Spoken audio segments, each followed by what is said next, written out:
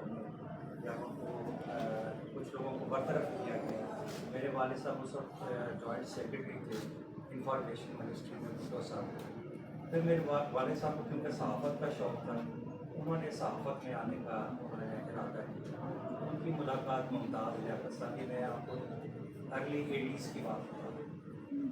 جب ان کی ملاقات ہوئی اور انہوں نے ہفت روزہ حرمت اسٹارٹ کی میرے والد صاحب نے, اور اس سے پہلے ایک رسالہ نکلتا تھا تکبیر صاحب, میرے والا آپ لوگوں کو پتہ ہوگا جو پرانے لوگ ہیں تکبیر رسالہ, کیونکہ آج کل تو آپ کو پتہ ہے ویکلی جو رسالے ان کا دور ختم ہو چکے ہیں.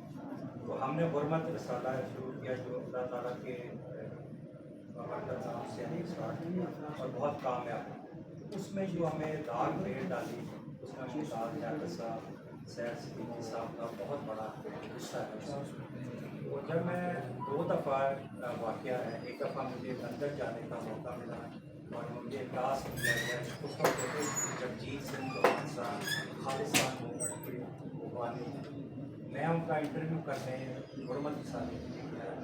اس کی جتنی بھی لوگ پلک تھی یا بعد میں انٹرویو کو پراپر شیٹ دی وہ سید صدیقی صاحب نے اور ممتاز لیاقت صاحب نے یہ کارنامہ کیا.